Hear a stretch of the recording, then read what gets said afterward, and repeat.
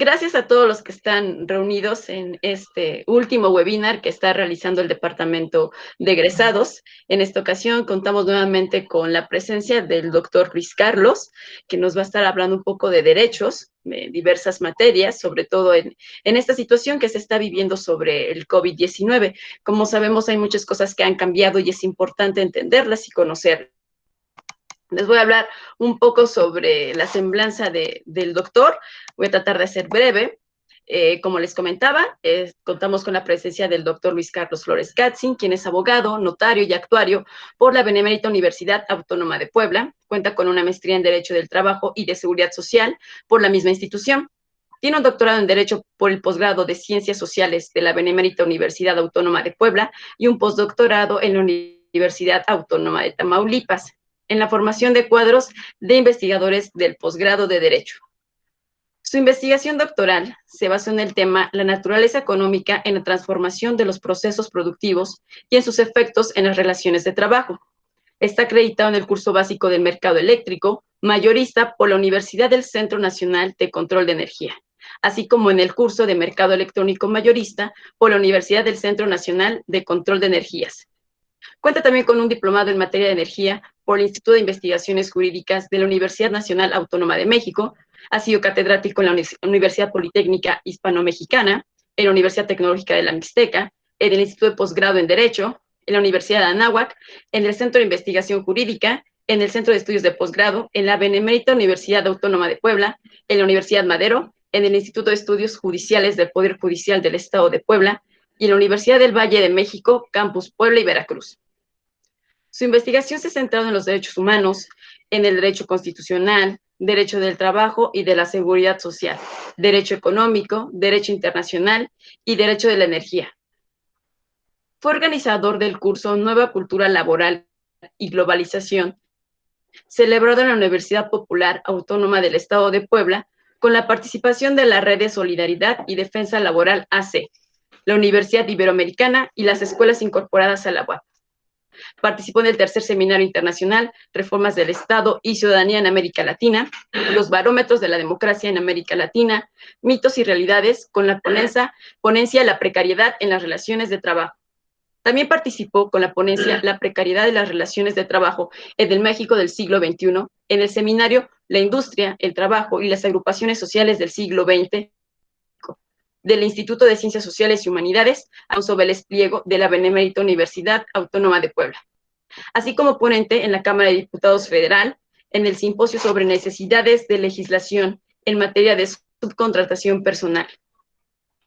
Ha publicado diversos artículos, entre los que destacan la reforma laboral en México, flexibilidad, precariedad e inestabilidad en el siglo XXI, publicado en la revista de Ciencias Sociales Tlamelagua, los derechos humanos y el trabajo en la actual reforma constitucional, publicadas en las revistas y indexadas de los siguientes repositorios científicos: Cielo, México, Redalic, Dialnet y la Biblioteca Virtual Lex. Ha sido comentarista en la Casa de Cultura Jurídica de la Suprema Corte de Justicia de la Nación de Puebla en la proyección de la película Sin Nombre. Actualmente se desempeña como catedrático en diferentes universidades y como director CIP consultor.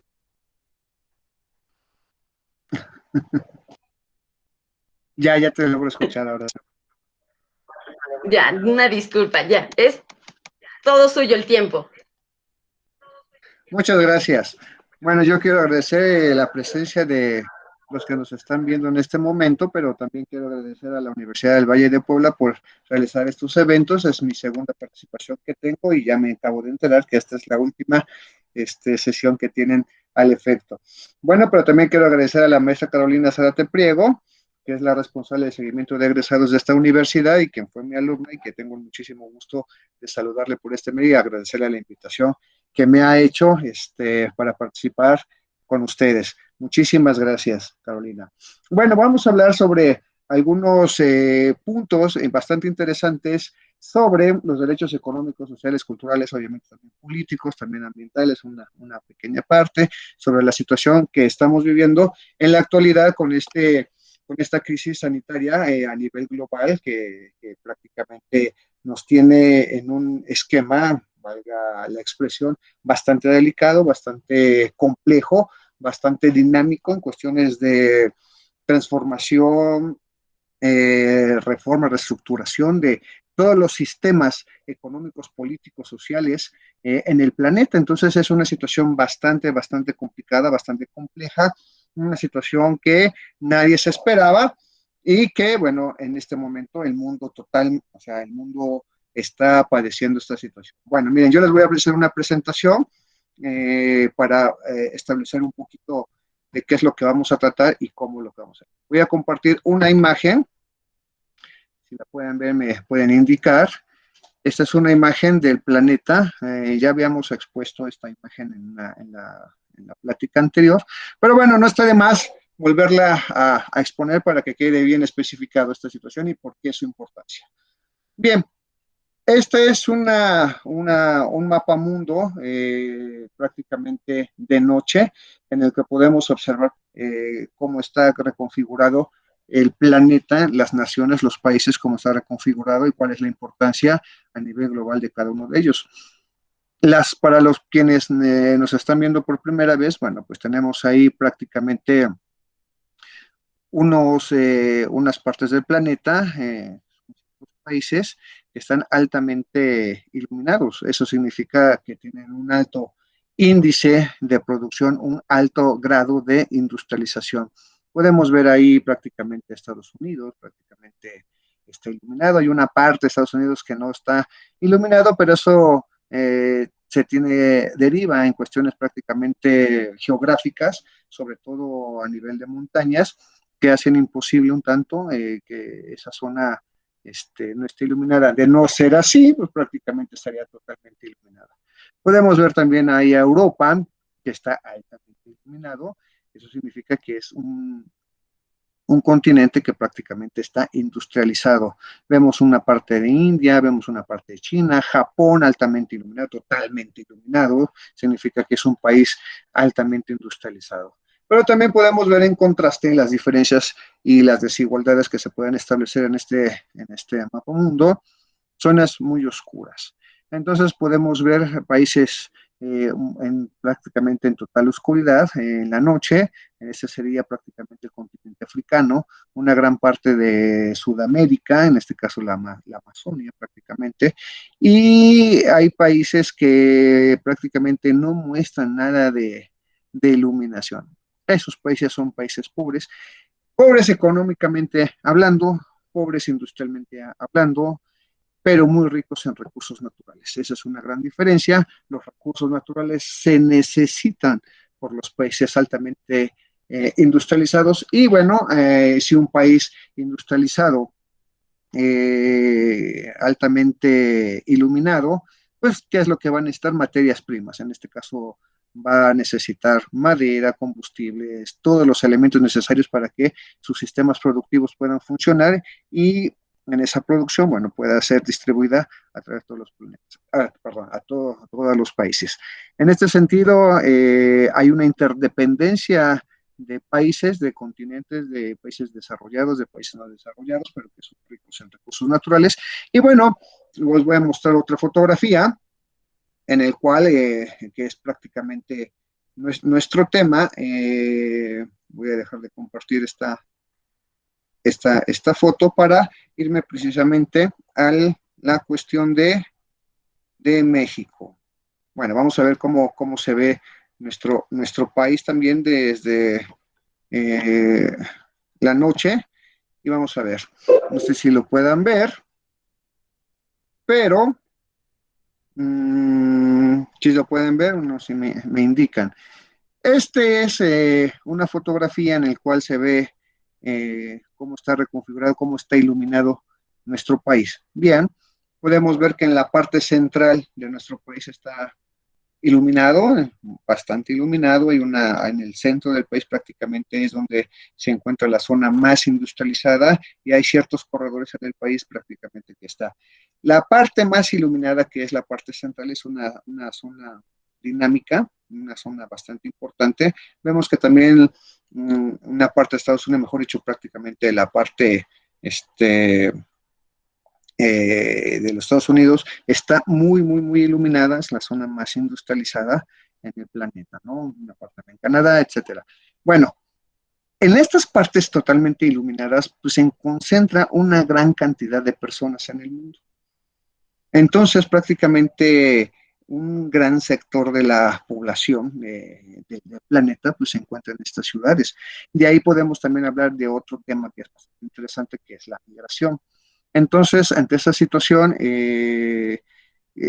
los países pobres, prácticamente la población de los países pobres, tratan de llegar a estos centros industrializados para conseguir mejores condiciones de vida que no las tienen después. En nuestro país, prácticamente también podemos hablar de que un gran sector de la población también en nuestro país emigra hacia los Estados Unidos para buscar mejores condiciones. Bueno, pero ¿qué tiene que ver con el tema en realidad? Bueno, yo pongo estas fotografías para que nos demos cuenta cómo está organizado el planeta en la actualidad. Bien, como dije, en estos centros industrializados prácticamente se encuentra un gran número de personas.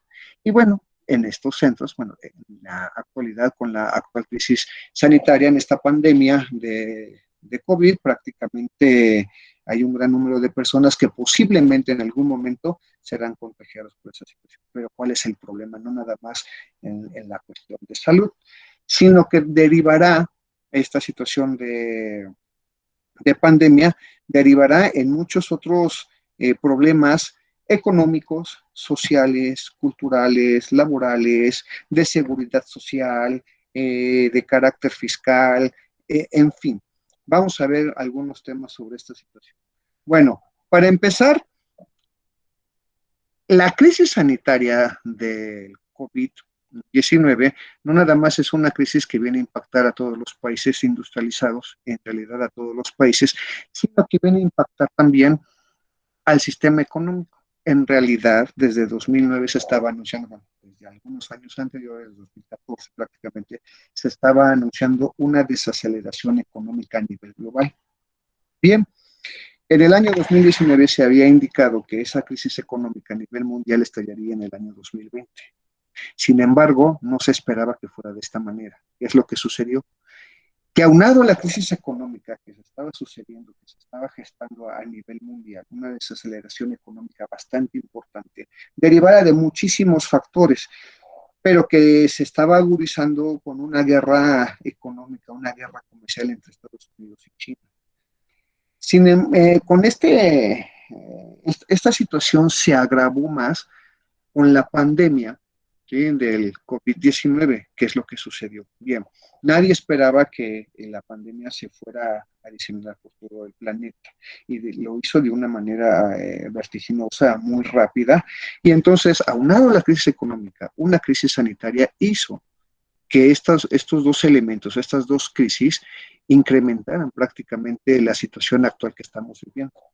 ¿Qué es lo que sucedió? En la crisis económica, que es muy fuerte, prácticamente una recesión que no se había vivido desde el siglo XX, o sea, es de las más importantes, las más fuertes realmente en el planeta, pero aunado con la suma de la crisis por el COVID, hizo que prácticamente la población mundial, la población económicamente activa a nivel mundial prácticamente se estableciera en un confinamiento. Y entonces los sistemas productivos, ¿qué es lo que hicieron? Entraron en una caída vertiginosa, entonces los sistemas productivos empezaron a desacelerarse aún con mayor velocidad.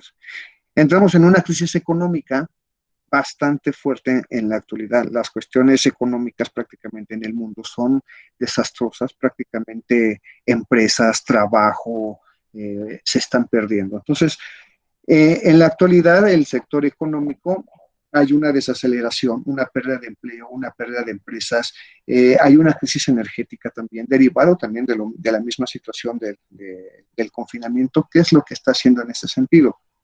Bueno, también tuvimos una crisis energética derivada de la caída del precio del petróleo. ¿Por qué se dio esta situación? Bien, la población al estar confinada en sus domicilios, pues, prácticamente hizo que la industria prácticamente de aeropuertos, de transporte, todo eso necesita energía. necesita gasolina, necesita diésel, necesita combustóleo, pues prácticamente hubo una sobreproducción de petróleo, mucha sobreproducción de petróleo, que prácticamente llenó todas las zonas de almacenamiento del petróleo y que hizo que prácticamente no se pudiera vender ese petróleo y prácticamente perdiera su valor económico hasta llegar prácticamente a valores totalmente negativos. ¿Qué significó esa situación?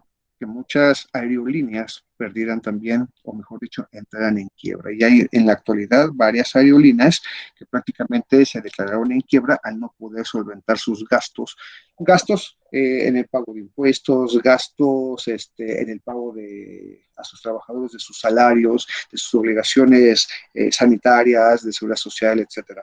Entonces es una situación bastante compleja. Todos esos elementos aunados juntos, pues prácticamente están poniendo en entredicho lo que son los derechos económicos, sociales, culturales, ambientales de todas las personas en el planeta.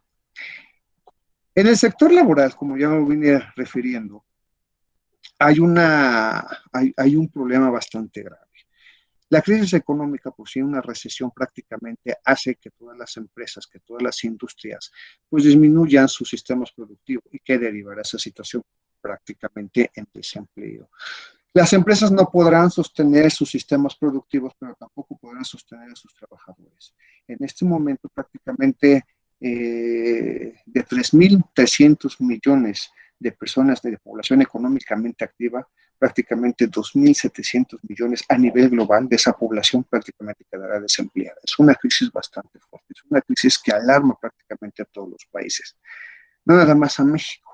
México, al pertenecer a un sistema globalizado económicamente, de un sistema capitalista, pues prácticamente está en la misma situación. No es propio solamente de nuestro país, sino es propio de todos los países en estos momentos. La situación laboral es bastante delicada, puesto que se están perdiendo un ritmo muy acelerado, fuentes de empleo, pero aunado a esa situación, la fuente de empleo formal prácticamente está disminuyendo, pero también las actividades económicas informales también están disminuyendo y aquellas personas que prácticamente están buscando una manera de sustituir. Sin embargo, se agrava aún más, puesto que hay un confinamiento y las personas no pueden salir a obtener un ingreso que les permita el subsistir un día más y estamos entrando en una crisis social muy, muy, muy, muy fuerte en estos momentos. ¿Y qué es lo que derivará prácticamente de una crisis social? Prácticamente la población está tratando de reclamar que se vuelva a regresar a una actividad económica que les permita seguir subsistiendo día con día. Esta situación cada vez es más grave. Eh, todos estos puntos que estamos viendo en la actualidad es un panorama que los países tienen que reorganizar qué es lo que van a hacer. Ningún país en estos momentos está prácticamente, podríamos decir, eh, tienen una varita mágica para solucionar los problemas y los conflictos que en la actualidad se está estableciendo. La situación aquí en nuestro país es que para poder sostener, para poder establecer las soluciones a estos problemas, solamente tenemos que ver las normas internacionales y las normas nacionales. Voy a establecer ahí la importancia de todas estas situaciones. Voy a compartir aquí unos documentos que en realidad son tratados internacionales, para poder establecer cuál es la importancia en la actualidad para poder solventar esta crisis. Bien, voy a compartir este documento. Es la Declaración Universal de los Derechos Humanos. Bueno, si nuestro tema es de derechos económicos, sociales y culturales, entonces tenemos que poder establecer una situación, conocimiento de los derechos humanos, pero también de los derechos económicos, sociales y culturales, y cuál es su relación o su integración en los derechos humanos. Bueno, la Declaración Universal de los Derechos Humanos establece en su preámbulo, ¿sí? Dice lo siguiente. Considerando que la libertad, la justicia y la paz en el mundo tiene por base el reconocimiento y puntualizo mucho esto, de la dignidad intrínseca y de los derechos iguales e inalienables de todos los miembros de la familia humana, considerando que el desconocimiento y el menosprecio de los derechos humanos han originado actos de barbarie, ultrajes para la conciencia de la humanidad y que se ha proclamado como la aspiración más elevada del hombre el advenimiento de un mundo en que los seres humanos liberados del temor y de la miseria disfruten de la libertad, de la palabra y de la libertad de creencias, considerando esencial que los derechos humanos sean protegidos por un régimen de derecho a fin de que el hombre no sea compelido al supremo recurso de la rebelión contra la tiranía y la opresión, considerando también esencial promover el desarrollo de las relaciones amistosas entre las naciones y considerando que los pueblos de las Naciones Unidas han reafirmado en la Carta su fe en los derechos fundamentales del hombre, en la dignidad, y puntualizo dignidad, y el valor de la persona humana, en la igualdad de derechos de hombres y mujeres, y se ha declarado resueltos, a promover el progreso social y a elevar el nivel de vida dentro de un concepto más amplio de la libertad. Bien, voy a explicar un poco esta situación. Nosotros, en este mundo totalmente globalizado, todos los países prácticamente pertenecen al sistema jurídico de las Naciones Unidas. ¿Y por qué digo esta situación? Miren, la importancia prácticamente de estas organizaciones como las Naciones Unidas es prácticamente poder establecer normas internacionales que permitan, ¿sí?, crear normas que impacten en todos los países y principalmente que impacten a toda su población, y en este caso, si hablamos de derechos humanos, que impacten a todos los individuos, a todas las personas, independientemente del país en donde se encuentren. Esto es muy importante de poderlo establecer. Los países organizados en las Naciones Unidas han tenido a bien crear normas que los beneficien socialmente hablando. Y estas normas nosotros en derecho les llamamos procesos o actividades que realizan ahí y se les denomina como jus constitucional y común. ¿Qué significa eso? Que estas normas internacionales prácticamente van a regir en México, en Italia, en Colombia, en África, bueno, en países del continente africano. Entonces, todas estas normas valen lo mismo para todos los pueblos y tendrán que ser prácticamente respetadas. Los estados tendrán la obligación de respetarlas y de cumplirlas. Esa es una de las más importantes que se han establecido en la Organización de Naciones Unidas. Bien, independientemente de esta situación, obviamente los derechos humanos establecen los derechos a cada persona por el simple hecho de ser persona. Está el derecho a la vida, está el derecho a la asociación, está el derecho a la petición, está el derecho a la seguridad jurídica, el de elección de su trabajo, al de seguridad social, etc. Todos esos derechos pueden ser cumplidos, ¿sí? Pero sí se establecen otro tipo de derechos como son los derechos económicos, los derechos sociales y los derechos culturales. ¿Por qué?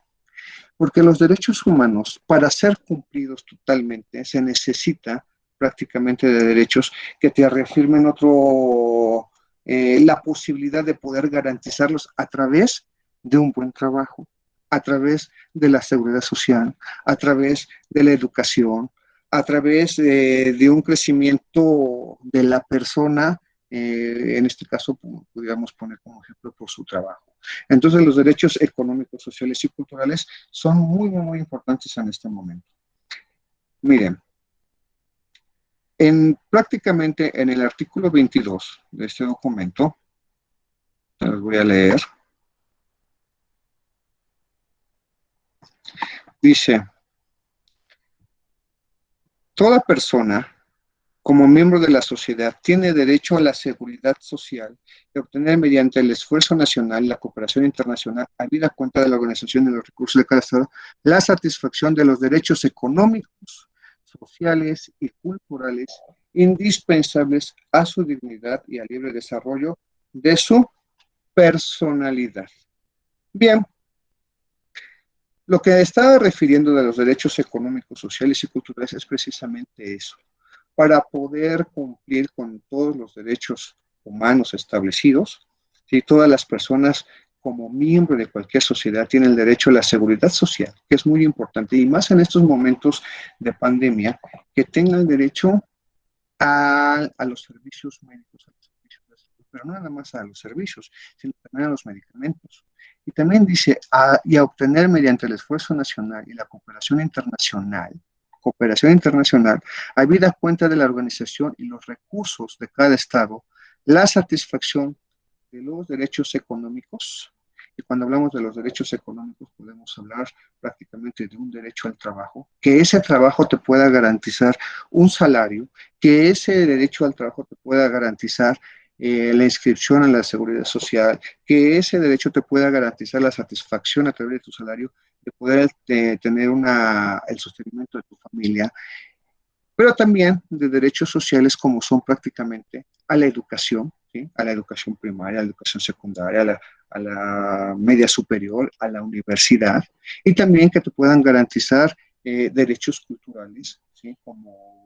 Eh, como museos, música, que tenga una educación en la sociedad sobre esos temas, ¿no?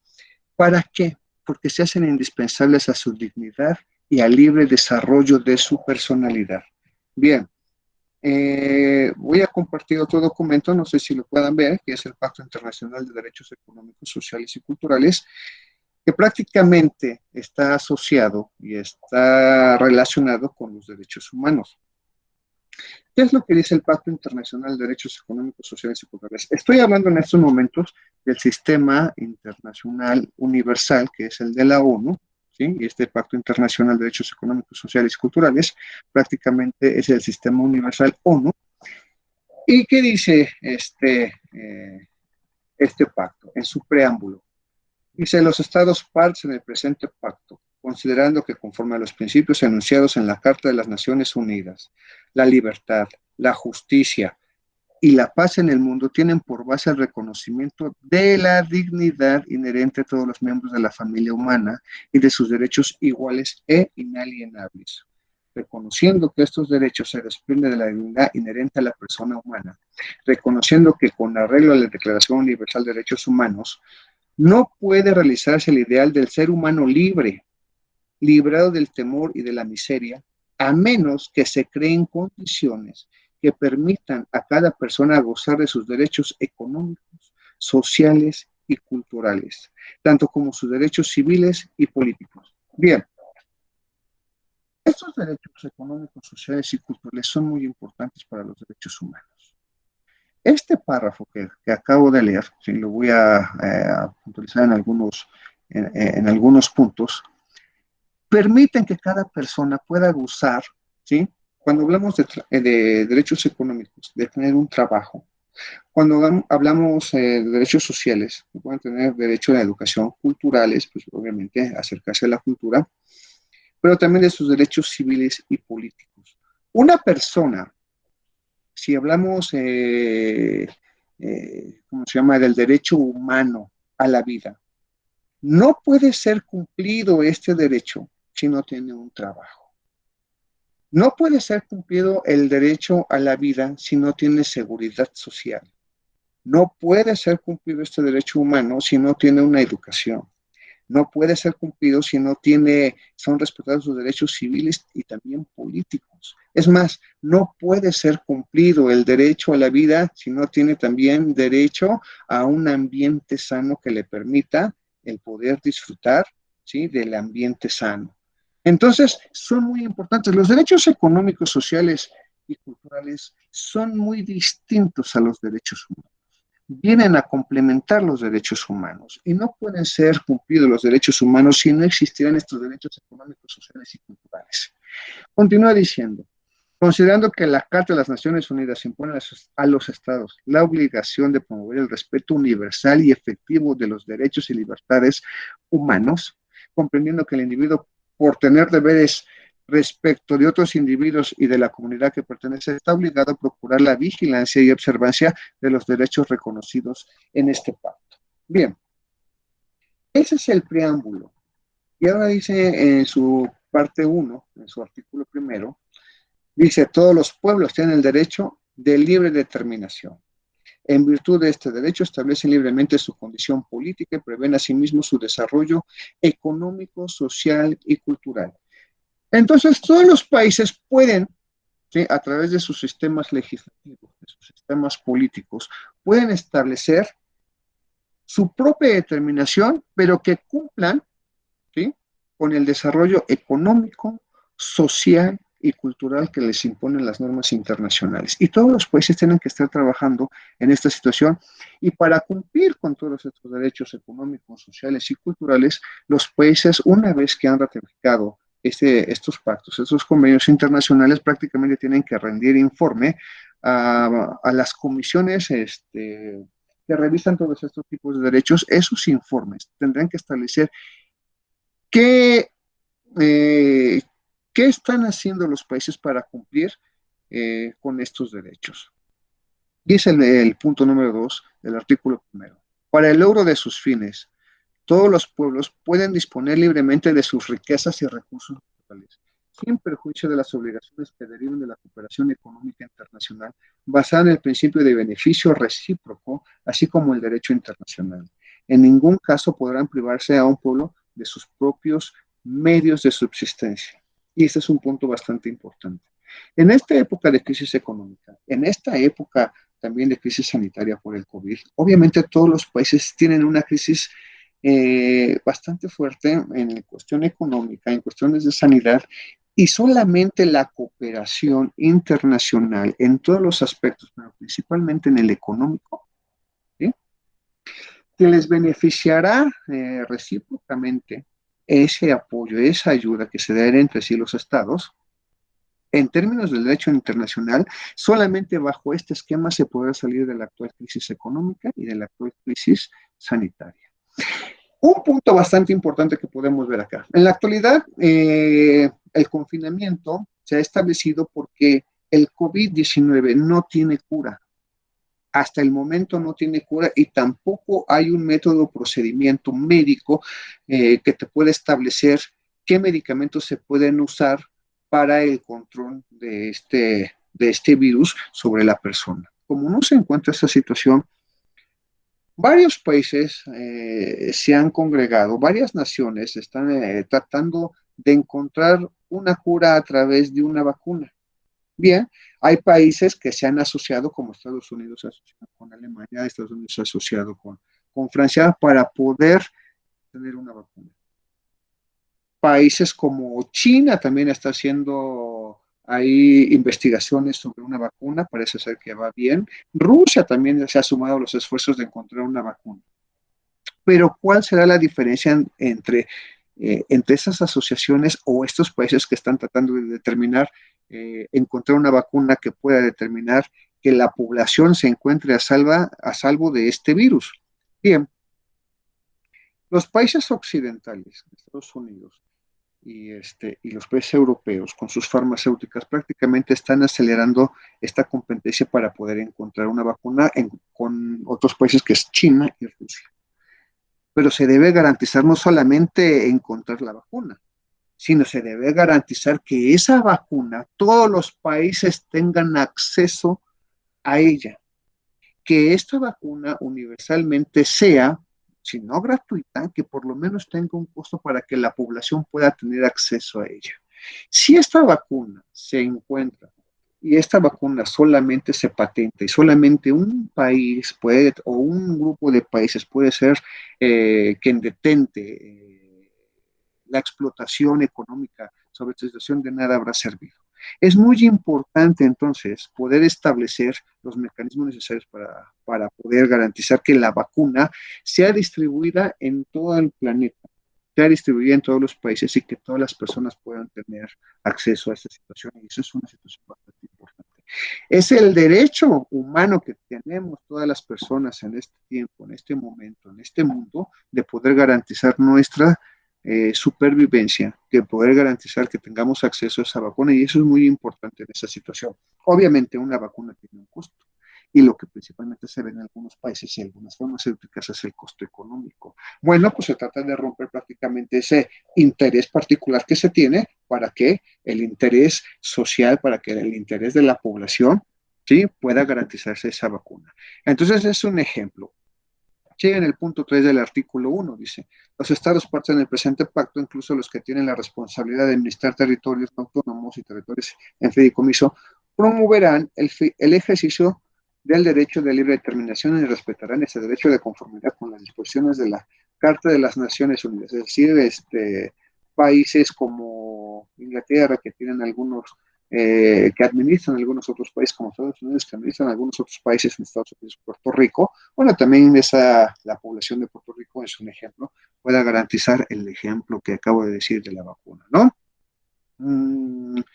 El artículo 2 dice, cada uno de los estados partes en el presente pacto se compromete a adoptar medidas, tanto por separado como mediante la asistencia y cooperación internacionales, especialmente económicas y técnicas, hasta el máximo de los recursos de que disponga para lograr progresivamente por todos los medios apropiados, inclusive en particular la adopción de medidas legislativas, la plena efectividad de los derechos aquí reconocidos. ¿Qué significa esto? Bueno, voy a hablar un poquito sobre el derecho internacional. ¿Cuándo es que se celebran, sí, y cuándo es que se ratifican los tratados internacionales? Bien, o los convenios internacionales. Hay dos hipótesis.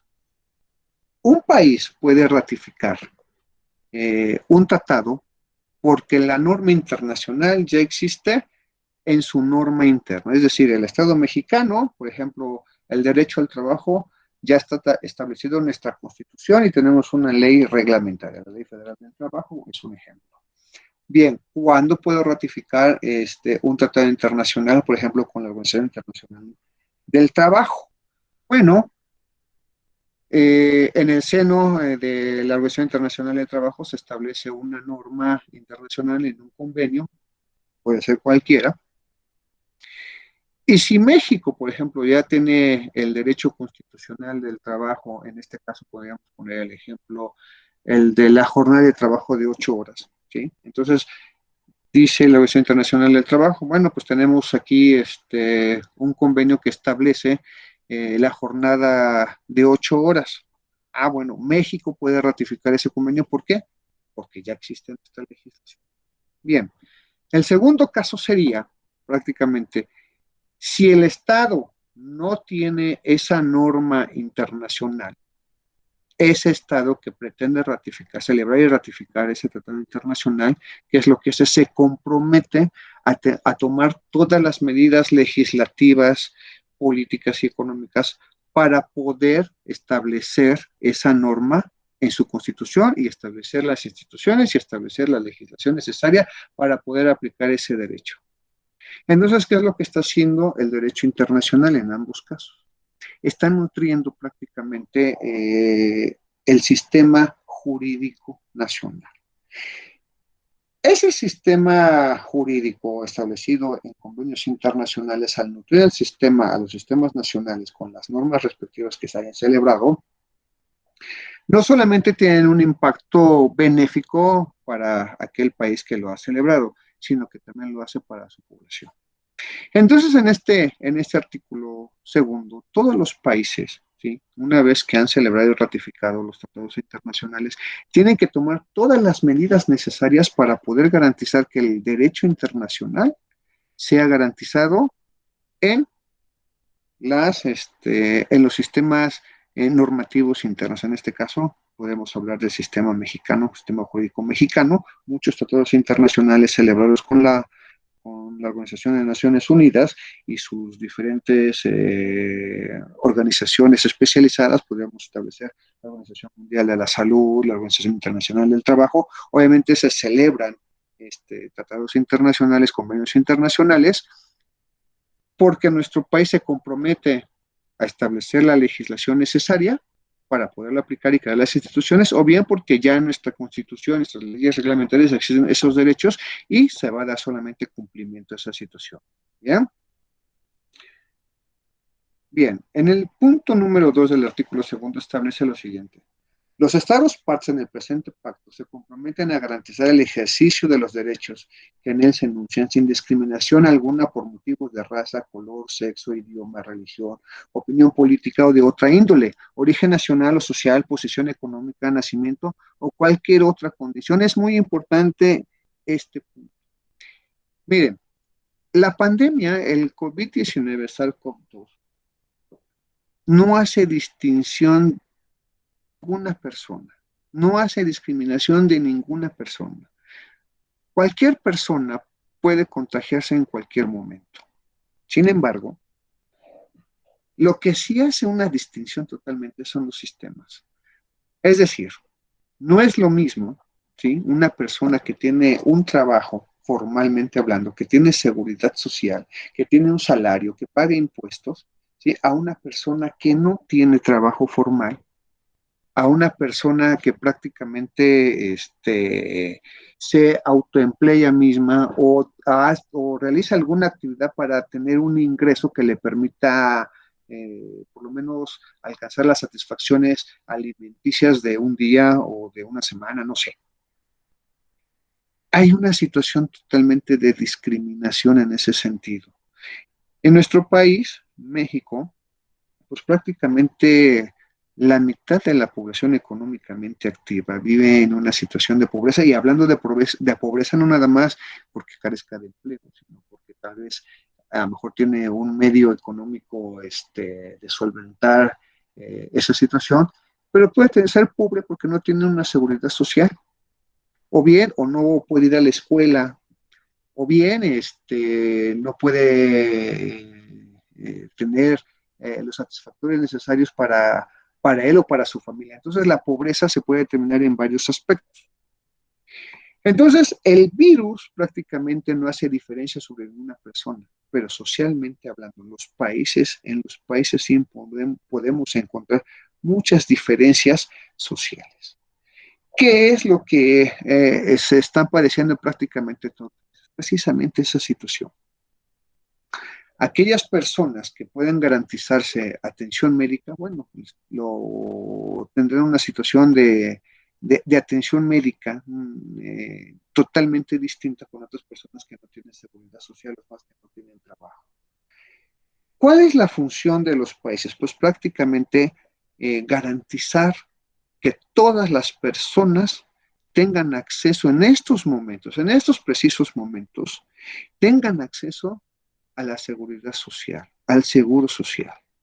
Sin embargo, en muchos países lo que se está viendo es que tenemos sistemas de seguridad bastante debilitados, ¿sí? Que se han venido debilitando. En el caso de México, se debilitaron durante varios sexenios, y que en estos momentos prácticamente es complicado, complejo garantizar que todas las personas que pudieran contagiarse, ¿sí? Tengan garantizado el acceso a esa seguridad social. De ahí que todos los países están determinando, están estableciendo políticas de confinamiento para evitar que estos sistemas de seguridad social entren en una crisis y la población llegue a contagiarse y no haya capacidad para poderlas atender. Muchos países están viviendo esa situación. Entonces es una situación totalmente complicada. Todos los países, ningún país en estos momentos, bajo estas condiciones, tiene garantizada la posibilidad de poder atender en un momento dado a toda la población. ¿Y qué es lo que va a suceder? Que si los sistemas de seguridad social se saturan, obviamente no habrá posibilidad ninguna de poder salvar a la mayoría de las personas, más si se encuentran en un grado de crisis mayor en cuanto a su salud se refiere. Esto significa prácticamente la atención de servicios médicos de terapia intensiva, que prácticamente son muy, muy, muy delicados. Bien, pero para poder garantizar también la seguridad social de todas las personas en una sociedad determinada, pues obviamente tiene un costo bastante alto, y en nuestro país la atención médica por algún servicio por el virus, una atención diaria a cualquier persona que esté hospitalizada sin que llegue a estar en terapia intensiva, tiene un costo en promedio de 32,000 pesos, casi 33,000 pesos diarios. Una persona hospitalizada en cualquier hospital público en nuestro país cuesta la atención diaria 33,000 pesos, casi 33,000 pesos diarios. Ahora, la atención en terapia intensiva prácticamente tiene un costo casi cercano a los 93,000 pesos diarios. ¿Qué es lo que tienen que hacer nuestros países? Hablo de los países regionales en América Latina, bueno, de hecho en todo el mundo. ¿Cómo pueden garantizar todos esos países en época de crisis económica, garantizar la atención médica de la población, ¿sí?, que pueda ser infectada y que pueda hacer uso de los servicios médicos? Ningún país en el momento, en la actualidad, ¿sí?, puede garantizar esa situación. De ahí que se hayan determinado políticas sobre el confinamiento de un gran sector de la población, incluyendo México, está establecido ahí. ¿Para qué? Para que en determinado momento, ¿sí?, si se pudiera detener la expansión del contagio, iniciar nuevamente las actividades económicas inherentes, ¿sí?, a la producción, al comercio, que son principalmente las situaciones que en este momento son lo que necesitan. Mientras no haya esa garantía de disminución de la expansión del contagio, pues obviamente estaremos en una complicación. Entonces, de ahí se necesita prácticamente que todos los países puedan garantizar esa situación, ¿no? Me voy a ir al artículo 3. Dice, los estados partes en el presente pacto se comprometen a asegurar a los hombres y a las mujeres igual título a gozar de todos los derechos económicos, sociales y culturales enunciados en el presente pacto. Bien, uno de los sectores más afectados en este momento, ¿sí?, hablando de la población económicamente activa, es prácticamente el de las mujeres. Las mujeres son Las mujeres trabajadoras son las que más están sufriendo prácticamente el desempleo en la actualidad. Las mujeres, aparte de esa situación, se les ha incrementado una carga. ¿Por qué? Porque el confinamiento también establece que las personas en este momento, los menores principalmente en edad educativa, prácticamente se encuentran también confinados en sus domicilios. Entonces, si establecemos que una mujer tiene que trabajar o una mujer que está desempleada y que tiene que salir a trabajar, que en estos momentos no hay posibilidad alguna, ¿sí?, tenga una carga, no nada más de ser ama de casa, sino que tiene el cuidado y la educación de sus hijos en este momento. Es una situación bastante compleja en la actualidad para las mujeres, para toda la sociedad en general, pero para las mujeres es una situación bastante complicada en la actualidad. Es una situación que de momento no se está cumpliendo con esta situación, bueno, por obvias razones. El artículo 4 establece: los estados partes en el presente pacto reconocen que en ejercicio de los derechos garantizados conforme al presente pacto por el Estado, este podrá someter tales derechos únicamente a limitaciones determinadas por ley, solo en la medida compatible con la naturaleza de esos derechos y con el exclusivo objeto de promover el bienestar general de una sociedad democrática. En la actualidad, prácticamente, con este confinamiento, prácticamente muchos de los derechos económicos se encuentran prácticamente suspendidos, ¿sí? Y en muchos casos se han perdido realmente este tipo de derechos. Bien, me voy a pasar a algunos otros artículos que son muy importantes sobre la materia, sobre todo en las cuestiones de trabajo. Bien, miren, les había comentado, para poder garantizar el derecho humano a la vida, es muy importante poder garantizar los derechos económicos. Muy, muy, muy importante. Entonces, en la parte 3 de este pacto, establece lo siguiente: artículo 6. Los estados partes en el presente pacto reconocen el derecho a trabajar, que comprende el derecho de toda persona a tener oportunidad de ganarse la vida mediante un trabajo libremente escogido o aceptado, y tomarán medidas adecuadas para garantizar este derecho. Si estamos en una crisis económica y que esa crisis económica prácticamente significa una recesión y esa recesión implicará muchas veces un gran número de pérdida de empleos y eso agrava una situación socialmente hablando para la población y que esa situación de crisis económica se ve fuertemente impactada y se agrava todavía más con una pandemia como la que estamos viviendo, pues prácticamente este derecho no se está cumpliendo. Entonces, la necesidad de todos los países, porque estoy hablando aquí en el sistema internacional universal, prácticamente todos los países tienen que garantizar en estos momentos medidas económicas, políticas, sociales para poder garantizar, si ya no el derecho al trabajo en estos momentos, poder garantizar, si mediante políticas y la aplicación de los recursos económicos que puedan tener los países, garantizar algo que les permita el sostenimiento tanto de la persona como de su familia. Y en el caso mexicano, bueno, pues el gobierno ha establecido algunas políticas económicas tendientes prácticamente al apoyo económico de cierto sector de la población, pero ese sector es el más vulnerable. Muchos, no es nada más el caso mexicano, el caso de nuestro país que está tomando ese tipo de acciones. Hay otros países que también están determinados. Estados Unidos ha optado por también tomar una estrategia de apoyo prácticamente a todas aquellas personas que han perdido el empleo por esta contingencia tanto económica como sanitaria. Estados Unidos prácticamente ha perdido a la actualidad, según estadísticas, ha perdido 40 millones de empleos en los últimos 2 meses. 40 millones de empleos en una población que tiene prácticamente 350 millones y que la mitad de esa población es población económicamente activa.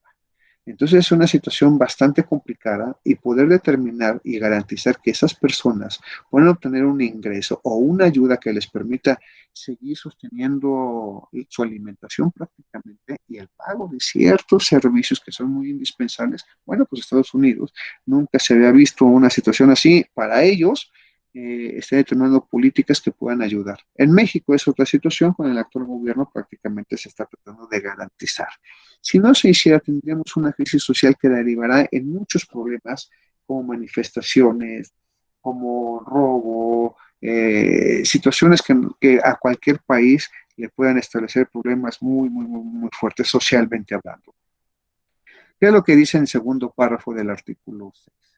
Entre las medidas que habrá de adoptar cada una de las tres partes en el presente pacto, para lograr la plena efectividad de este derecho deberá figurar la orientación, formación técnico-profesional, la preparación de programas, normas y técnicas encaminadas a conseguir el desarrollo económico, social y cultural constante y la ocupación plena y productiva en condiciones que garanticen las libertades políticas y económicas fundamentales de la persona humana.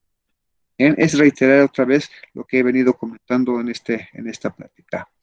Eh, y bueno, el artículo 7 establece que los estados partes en el presente pacto reconocen el derecho de toda persona al goce de condiciones de trabajo equitativas y satisfactorias que le aseguren en especial una remuneración que proporcione como mínimo a todos los trabajadores un salario equitativo e igual por trabajo, igual valor, sin distinciones de ninguna especie, condiciones de existencia dignas para ellos y para sus familias, la seguridad y higiene en el trabajo, igual oportunidad para todos de ser promovidos dentro de su trabajo, el descanso, el disfrute. Bueno, situaciones que en esos momentos no se están cumpliendo a cabalidad.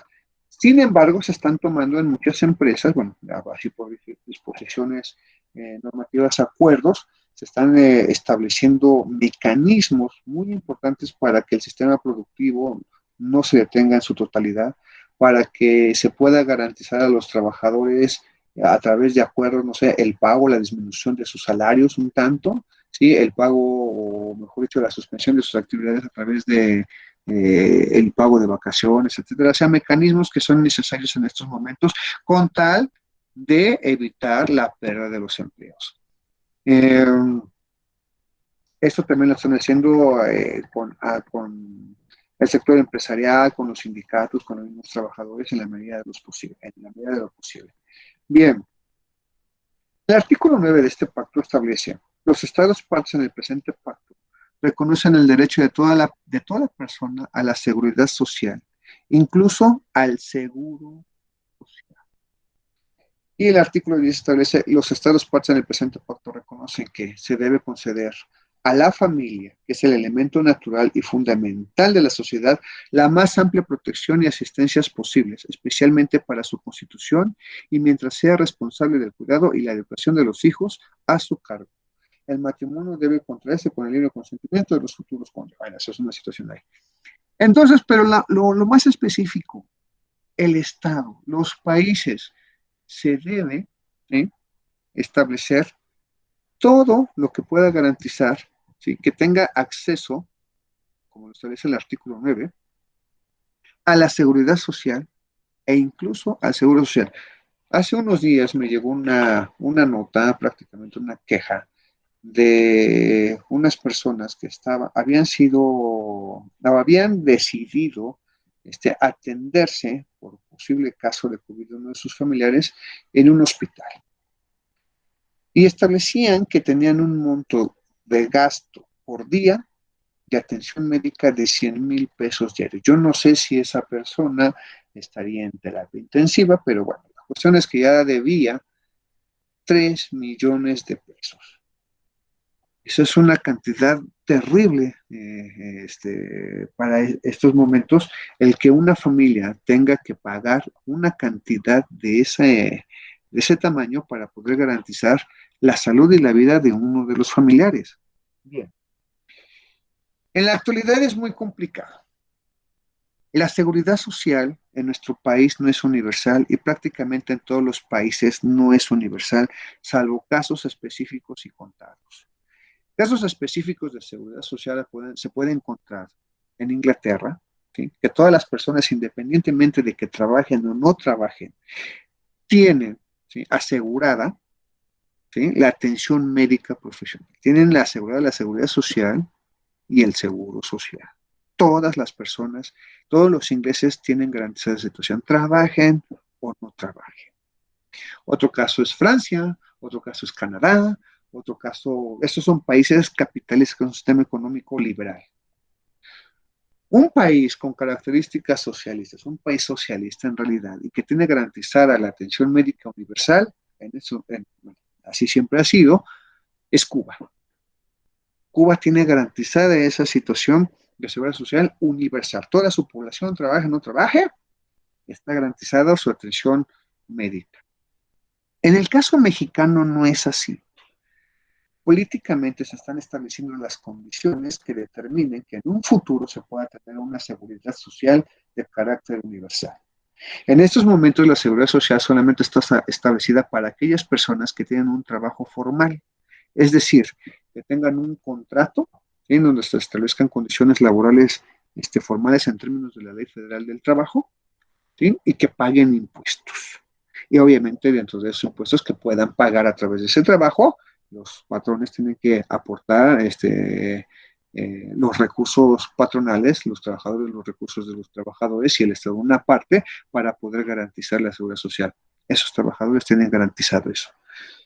Pero las demás personas que no tienen un trabajo formal, llámese trabajadores por cuenta propia o que están realizando alguna actividad que les pueda representar un ingreso, esas personas no tienen una seguridad social. ¿A qué se debe? Pues es una situación de voluntad política y de voluntad jurídica, de voluntad legislativa, que ha determinado que unos países, a través de sus normas, puedan tener garantizada la seguridad social universal. Pero países como el nuestro, pues prácticamente establecieron que aquellos que pueden tener seguridad social solamente son aquellos trabajadores formales.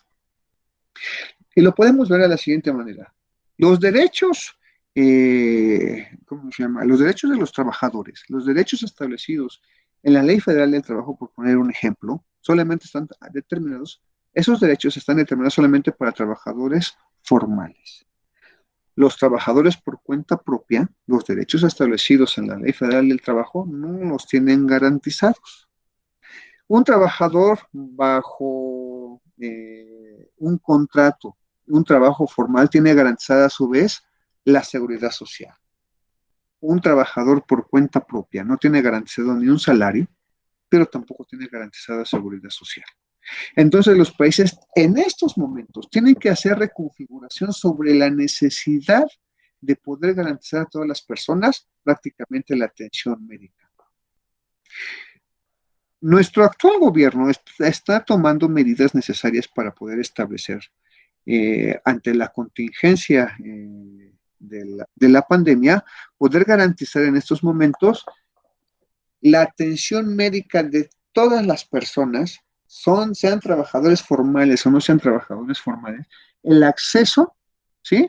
Tanto a la posible hospitalización por si es contagiado por el virus, pero también si se agrava a terapia intensiva, se trabaje, sea trabajador formal o no sea trabajador formal.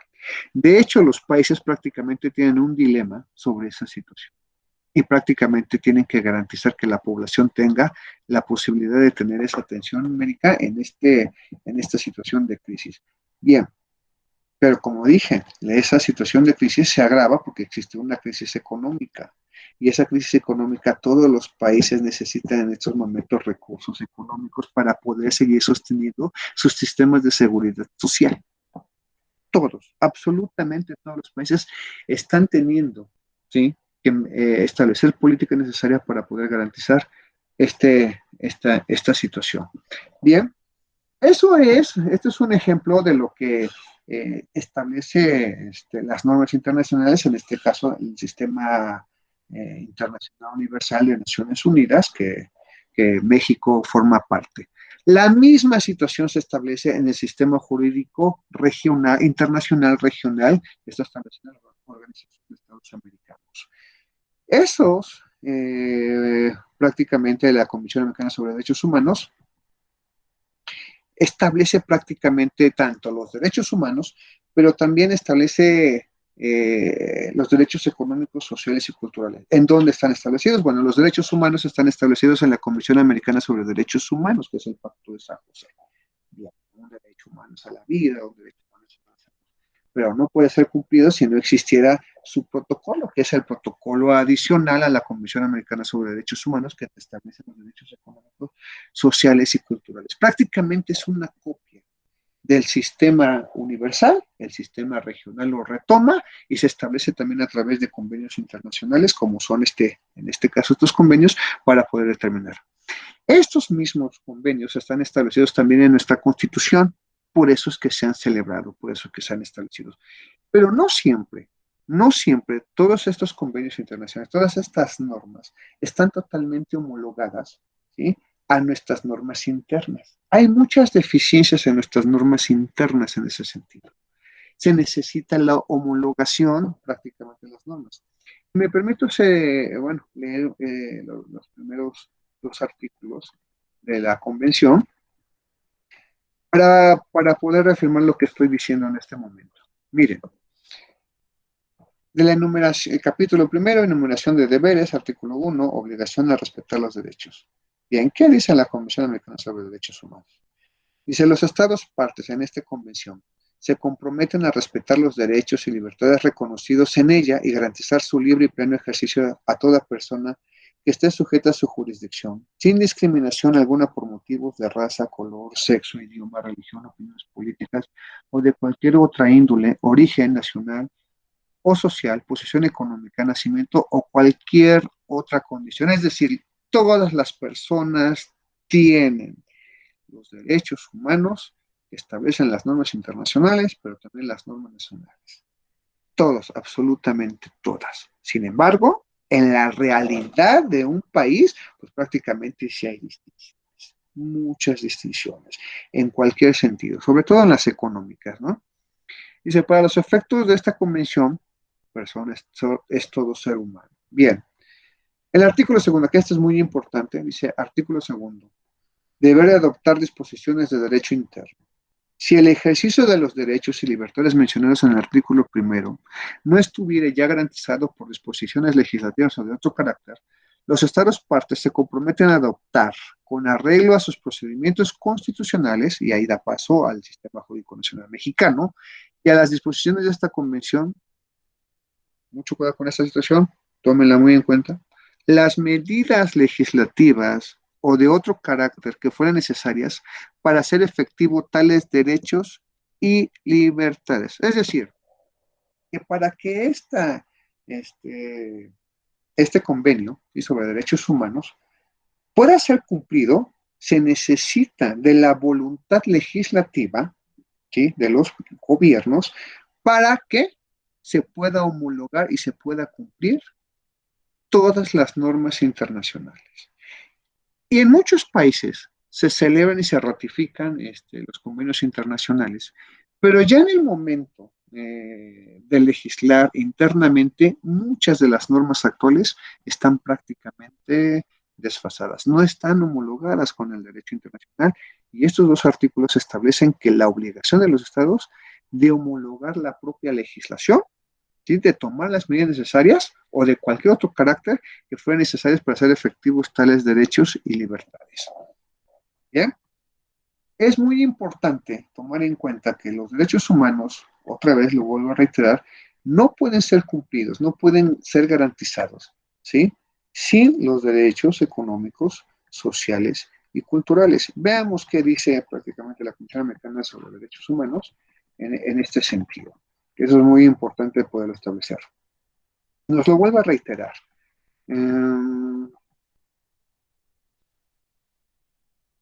A ver, aquí está. Capítulo 3 dice derechos económicos, sociales y culturales. Desarrollo progresivo. Los estados partes se comprometen a adoptar providencias, tanto a nivel interno como mediante la cooperación internacional, especialmente económica y técnica, para lograr progresivamente la plena efectividad de los derechos que se derivan de las normas, ojo, de las normas económicas, sociales y sobre educación, ciencia y cultura contenidas en la Carta de la Organización de los Estados Americanos, reformada por el Protocolo de Buenos Aires en la medida de los recursos disponibles por vía legislativa u otros medios apropiados. ¿Y qué nos da paso? ¿A qué nos da paso este artículo 26? Pues prácticamente nos da paso a poder establecer el protocolo adicional, ¿sí?, el protocolo adicional a la Comisión Americana sobre Derechos Humanos en materia de derechos económicos, sociales y culturales. En este sentido, voy a compartir un poquito sobre esa situación para poder establecer de qué es lo que vamos a hablar. Aquí está. Este es el protocolo. Ese protocolo adicional a la Comisión Americana sobre Derechos Humanos en materia de derechos económicos, sociales y culturales, Protocolo de San Salvador. Es un protocolo adicional, que es lo que se tiene que establecer. Bien dije, los derechos humanos no pueden ser garantizados si no se cumplen estos derechos económicos, sociales y culturales. Lo reitero porque es muy importante. El preámbulo así nos lo establece. ¿Qué nos dice la Organización de Estados Americanos sobre esta situación? Si los estados parten en la Convención Americana sobre Derechos Humanos, Pacto de San José y de Costa Rica, reafirmando su propósito de consolidar en este continente dentro del cuadro de las instituciones democráticas un régimen de libertad personal y de justicia social fundado en el respeto de los derechos humanos esenciales del hombre. Entonces hablamos ahí de una situación bastante interesante. Fíjense bien. Si bien es cierto, los derechos humanos corresponden a la persona, pero también pueden establecerse y puede reclamarse socialmente hablando, o a grupo de personas organizadas que pudieran reclamarlos. Bien, pero habla de justicia social. En nuestro sistema jurídico mexicano tenemos un derecho social establecido en el artículo 3, que es el derecho a educación, el artículo 27, que es el repartimiento de la tierra, y el artículo 123, que habla sobre el derecho al trabajo. Son derechos sociales. Bien, pero no nada más debe haber una justicia para la persona, sino que también debe haber una justicia para la sociedad. Y eso es muy importante. Entonces, el hombre en realidad vive en sociedad. Entonces, estos derechos económicos, sociales y culturales son para la persona, pero también para la sociedad, y eso es muy, muy importante. Reconociendo que los derechos esenciales del hombre no nacen del hecho de ser nacional de determinado Estado, sino que tiene como fundamento los atributos de la persona humana, razón por la cual justifican una protección internacional de naturaleza convencional, coadyuvante, complementaria, de la que ofrece el derecho interno de los Estados americanos. Y vuelvo a tomar el punto que hablé hace un momento del jus constitucionale comune. ¿Qué significa? Que obviamente hay una legislación, una norma internacional que establece que todas las personas, independientemente de su nación, puedan garantizar exactamente los mismos derechos. Ese es un factor bastante importante. ¿Y cómo se puede establecer? Bueno, cuando se celebra y se ratifica un tratado internacional, un convenio internacional, como son estos documentos que estamos analizando en estos momentos, bueno, se pueden cumplir esa situación. Entonces, una persona, si está en México, pero que está, supongamos, en el carácter regional, una persona mexicana se encuentra en un país que también se lo había ratificado el mismo convenio, como Colombia, como Argentina, como Perú, como Chile, se encuentra en ese país, ¿sí? Podrá reclamar en términos de estos tratados el mismo derecho. Y aparte, estos derechos están contenidos en las normas internas. Entonces, todos los estados tienen que garantizar para todas las personas, en este caso el regional, tienen que garantizar estos derechos a todos, absolutamente todos. Reconociendo que los derechos esenciales del hombre no nacen del hecho de ser nacional determinado. Perdón, así dice, no nacen del hecho de ser nacional de determinado Estado, sino que tiene como fundamento los atributos de la persona humana, razón por la cual justifican una protección internacional de naturaleza convencional, coadyuvante complementaria de la que ofrece el derecho interno de los Estados americanos. Bien, considerando la estrecha relación que existe entre la vigencia de los derechos económicos, sociales y culturales y la de los derechos civiles y políticos, por cuanto las diferentes categorías de los derechos constituyen un todo indisoluble que encuentra su base en el reconocimiento de la dignidad de la persona humana, por lo cual exigen una tutela y promoción permanente con el objeto de lograr su vigencia plena, sin que jamás pueda justificarse la violación de unos en aras de la realización de otros.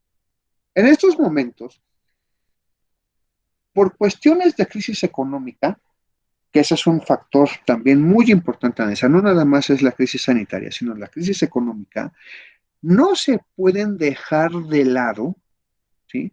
O se pueden perder los derechos económicos, sociales o culturales en aras solamente de la economía. Es un error establecer que se pueda. Muchos países están despidiendo a sus trabajadores por muchas situaciones y no todos los casos son igual. Las pequeñas empresas son las que están sufriendo en demasía la crisis económica y la crisis sanitaria. Y prácticamente están cerrando, se van a perder muchísimas empresas y por ello están despidiendo también a sus trabajadores. Pero no es una justificación. Los gobiernos, todos los gobiernos, tienen que tomar medidas que puedan apoyar a estas empresas para que estas empresas también a su vez puedan apoyar a sus trabajadores y poder garantizar y poder proteger el trabajo. Las empresas grandes que pueden todavía poder establecer y respetar las fuentes de trabajo, ¿sí? La están haciendo bajo sus propios esquemas. O sea, hay una gran diferencia económica en los ingresos económicos de pequeña empresa y gran empresa o industria. Entonces, pero aún así, todos los recursos económicos no son infinitos, son finitos. En determinado momento todas las empresas pueden entrar en crisis. Esa es una situación bastante real. Todos los países tienen que establecer políticas, tienen que hacer reconfiguraciones económicas, políticas y sociales para poder hacer frente tanto a la crisis económica, pero también a la crisis del COVID-19. ¿Por qué? Porque solamente garantizando prácticamente las necesidades económicas se podrán garantizar, ¿sí? La subsistencia de todos los sistemas económicos, políticos y sociales. Entonces significa una gran inversión en el cual pueden participar las empresas, en el cual pueden participar los trabajadores, en el cual puede participar la sociedad activamente, todas para buscar una solución. De lo contrario, hay países en estos momentos que derivado de sus condiciones económicas prácticamente no podrán hacer frente, ¿sí? A la situación tanto económica como de pandemia. Entonces, los países que pueden, como es el caso, muy complicado lo tiene el sistema jurídico, bueno, el sistema mexicano, pero está haciendo y tomando las medidas que muchos otros países también están tomando para poder garantizar que su población, sus trabajadores, tengan garantizado tanto el trabajo, en cierta medida, pero también puedan garantizar la seguridad social. De lo contrario, esto será un problema socialmente hablando, esperando que se pueda encontrar o un método que pueda garantizar el control de la enfermedad, o bien garantizar que exista una vacuna y que pueda prácticamente hacer inmune a un cierto, bueno, a una gran cantidad de la población, pero para eso va a tomar muchísimo tiempo. Las medidas de ahorro, las medidas de garantizar la tributación, las medidas fiscales que pueda garantizar un Estado para seguir sosteniendo toda esta situación van a ser muy, muy, muy importantes. Las medidas que pueda garantizar el Estado en la aportación de recursos económicos para la seguridad social en su momento van a ser muy importantes. Las medidas que el sector empresarial pueda aportar también económicamente hablando para sostener tanto el sector productivo como garantizar la seguridad social van a ser muy importantes. Las medidas también que nosotros debemos de tomar en confinamiento también van a ser muy importantes porque solamente así se podrá garantizar el regreso paulatino, ¿sí?, a los sistemas productivos que son indispensables en este momento para todos los países. Sin embargo, si no hacemos esa situación, cada vez va a ser muy, muy, muy, muy, muy complejo, ¿no? Bien, ok. ¿Qué es lo que se tiene que hacer en estos momentos? Miren, igual que los derechos humanos, los derechos económicos, sociales y culturales están contenidos tanto en nuestra Constitución como en nuestra legislación nacional. ¿Sí? Si ponemos de ejemplo los de seguridad social y seguro social están contenidos en la ley del seguro social, en la ley del ISSSTE, del ISSSTE, de cualquier sistema de seguridad social. ¿Sí? Los del trabajo están contenidos ya sea en la Ley Federal del Trabajo o en la Ley Federal de los Trabajadores al Servicio del Estado, tanto de la Federación como de los estados o como de los municipios. Están garantizadas esas situaciones. Las cuestiones, supongamos, también de vivienda están garantizadas en una legislación, es la Ley del Infonavit. ¿Qué es lo que se tiene que hacer sobre esa situación? Bueno, pues todos estos derechos se pueden reclamar. Absolutamente todos los derechos se pueden reclamar. Los del trabajo, obviamente existe su competencia, existen las autoridades con las cuales se pueden reclamar, las de vivienda existen sus autoridades administrativas, etcétera.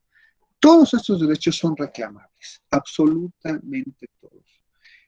La cuestión es que en estos momentos se encuentran suspendidas prácticamente todas las actividades tendientes a poder reclamar esta situación. Habría que esperar el momento en que se puedan volver al actuar ya prácticamente juzgados y tribunales para poder reclamar estos derechos. Pero es muy importante que se pueda establecer y se pueda hacer conciencia por parte de todos los sectores sociales, estableciendo el gobierno, estableciendo los empresarios, estableciendo los industriales, los trabajadores, la sociedad misma, uno mismo pueda tener conciencia, ¿sí?, de que respetando el confinamiento que prácticamente se ha establecido en todos los países, y respetando también las condiciones que en este caso se establecen por parte de los gobiernos, de que se sigan pagando salarios, de que se pueda salvaguardar el trabajo, las relaciones de trabajo, solamente así podremos volver de cierta manera a reactivar un poco la economía, que es prácticamente el reactivar la economía, podría garantizar otros tantos derechos económicos que son indispensables para la sociedad en estos momentos.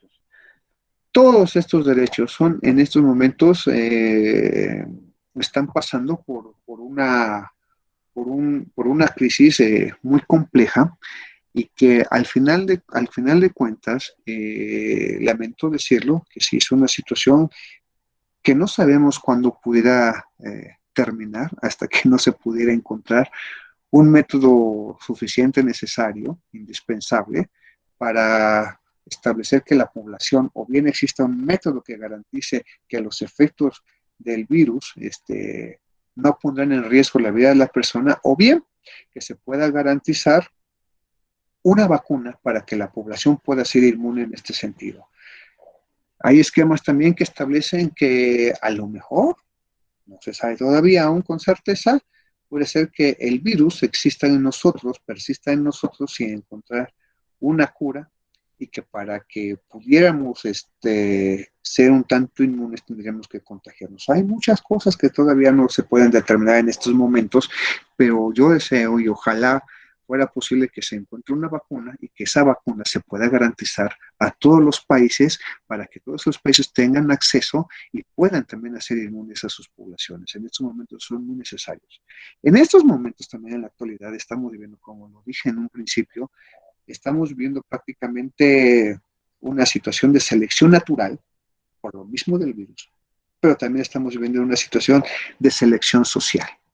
No es lo mismo, ¿sí? Una persona que tiene garantizado económicamente el poder soportar esta crisis sistémica a una persona que en estos momentos no tiene trabajo y que, bueno, que está tratando de sobrevivir día a día este fenómeno social tan importante. Entonces, sí es complicado. Hasta aquí dejaría mi participación. Si tienen alguna pregunta, alguna duda, con mucho gusto. Muchas gracias, doctor. No sé si ya me logran escuchar mejor.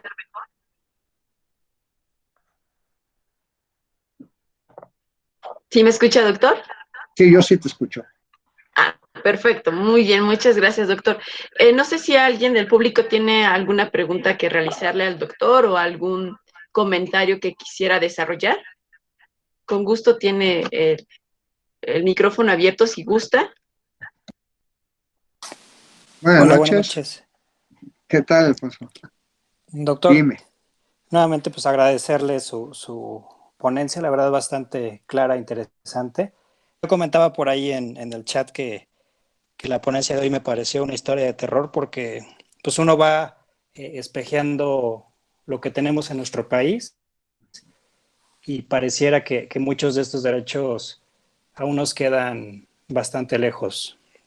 No digo, igual a uno desde cierta posición de privilegio pues le es fácil analizarlo, pero como dice, pues hay gente que realmente le está pasando muy mal en estos momentos. Mi pregunta o mi reflexión sería, ante este panorama, ¿qué es lo que podemos hacer? O sea, creo que nos falta mucho por legislar, nos falta mucho por cambiar. Eh, vaya, no sé cómo uno desde como ciudadano de a pie, ¿qué podría hacer para que realmente, pues, no digamos a corto plazo, porque lo veo imposible, pero a mediano plazo, empezar a cambiar esto y pues empezaran a ganar todos estos derechos que nos corresponden a toda la población, no lo digo solo de manera personal, porque pareciera, y sin meterme en temas políticos, que pues ya le apostamos a varias corrientes de políticas, por así llamarlo, pero pues el país está muy atorado en ese sentido. Bien, ya más o menos, sí es una situación que es muy complicada, pero bueno, solamente las soluciones la tienen la misma sociedad participativamente hablando. Mira, estoy viendo lo que escribiste, de poder garantizar los derechos que debieran ser universales. Es una situación bastante interesante. La conformación de la creación de las normas, ¿sí? Como pasa por un proceso legislativo, y debemos recordar que en los procesos legislativos son procesos de discusión política. Tenemos en nuestro sistema jurídico mexicano la conformación de dos cámaras, la Cámara de Diputados y la Cámara de Senadores. En la Cámara de Diputados, bueno, se establece que la Cámara de Diputados representa al pueblo y la Cámara de Senadores representa a las entidades federativas. Bueno, por ejemplo, en materia de derecho de trabajo, en materia de seguridad social, el Congreso, que son la unión de estas dos cámaras, obviamente pueden legislar sobre la materia. En cuestiones de celebración de tratados internacionales, en la Cámara de Senadores, la que puede prácticamente ratificar los convenios que puedan ser celebrados por el presidente de la República y hacerlos ley suprema de toda la Unión. Bueno, eso es un proceso legislativo. Pero la voluntad realmente del legislador de que, por ejemplo, la seguridad social sea universal, solamente recae en ellos. Si en estos momentos no tenemos una seguridad social universal, pues es precisamente porque las legislaciones anteriores no lo han querido así. En comparación, puedo establecerte con sistemas universales como son Canadá, como lo es Inglaterra, como lo es Francia, ¿sí? Que tienen sistemas de seguridad social universales, ya lo había mencionado. Trabajes o no trabajes, ¿sí? Aportes a la sociedad o no, bueno, todo el mundo aporta en el hecho de que se paga un producto que puedas adquirir, se paga un impuesto, bueno, pues ahí se establecen esas situaciones. Pero si no tienes un trabajo, ¿sí? Formalmente hablando, pero también tienes garantizado en esos sistemas jurídicos, tienes garantizada la seguridad social. Entonces, es una situación de un derecho universal establecido constitucionalmente, que existen sus normas reglamentarias que pueden determinar esa situación. Bien, en México no es así. En México tenemos un sistema de seguridad social solamente si eres un trabajador formal y tienes derecho a la seguridad social y al seguro social. Pero esa es voluntad del legislador.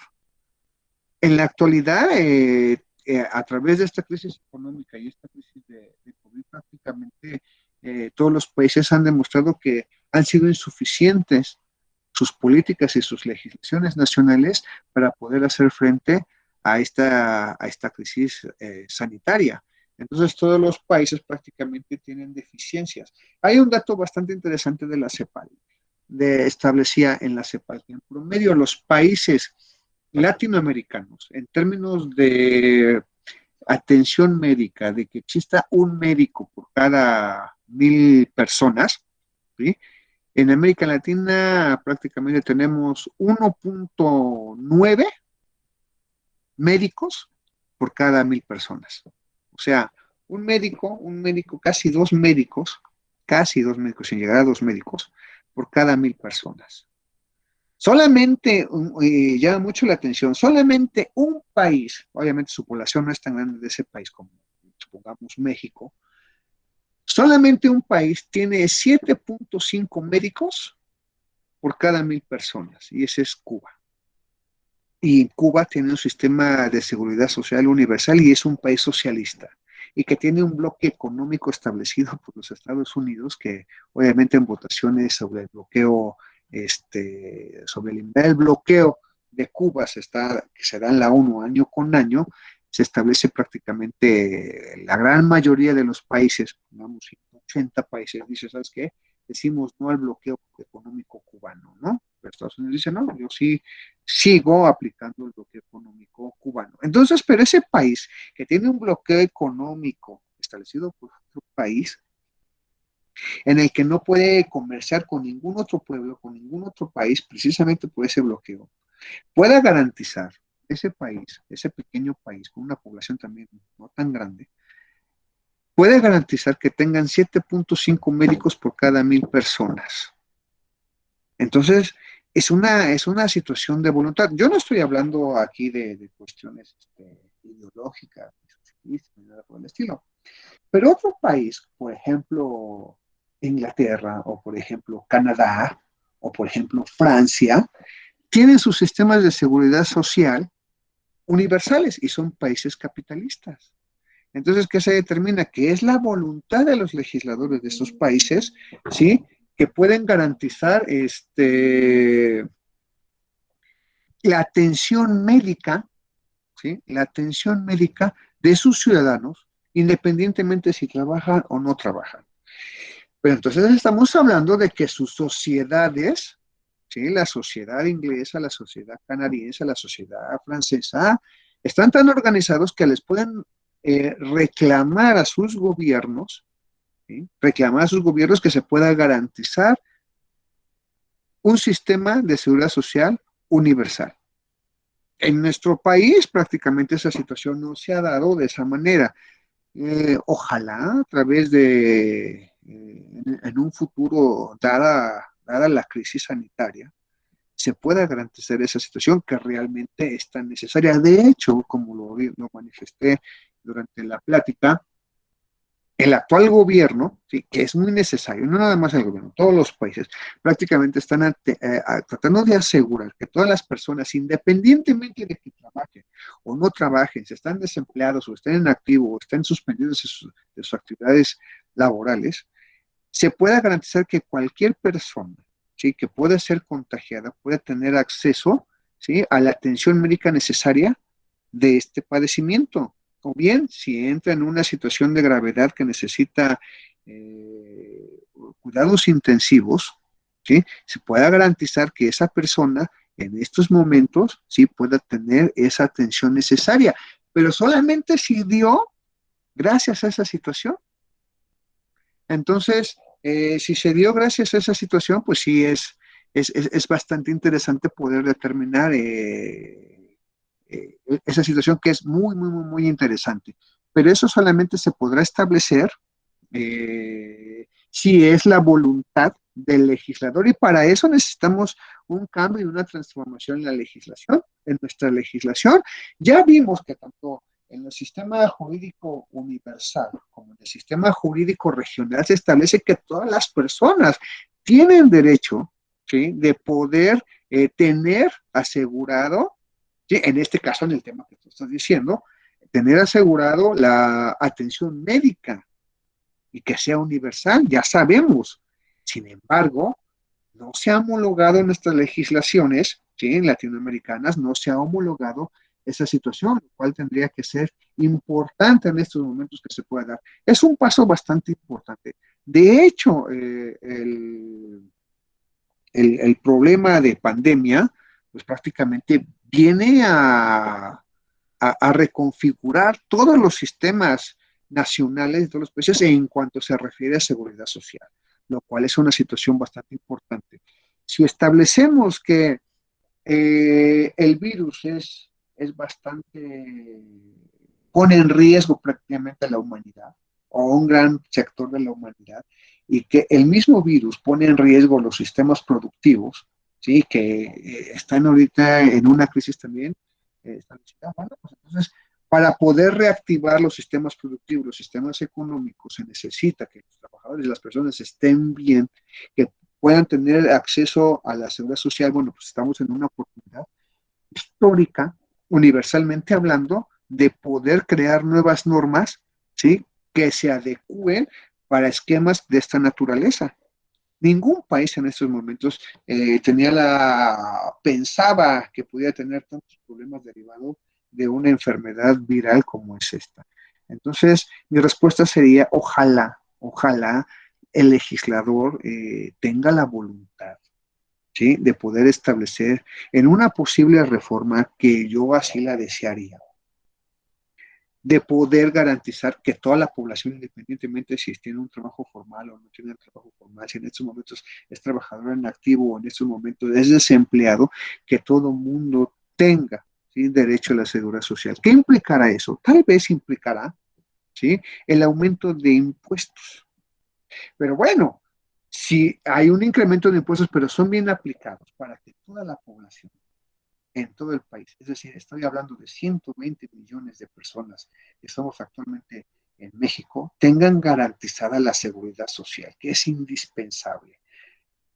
Sí celebro en estos momentos que el gobierno actual tenga a bien poderle garantizar a aquellos enfermos o que están en estado crítico de la pandemia, que están en cuidados intensivos, tenga bien garantizarles la atención médica, independientemente de que las personas puedan elegir otro sistema de seguridad o de atención médica privada, ¿sí?, que el gobierno celebró con algunos hospitales privados prácticamente esa atención. Es decir, subrogó el servicio para poder tener capacidad de atención médica hospitalaria, pero también de terapia intensiva, subrogó los servicios, es decir, el gobierno le va a pagar esos hospitales para la atención de los ciudadanos que puedan llegar ahí.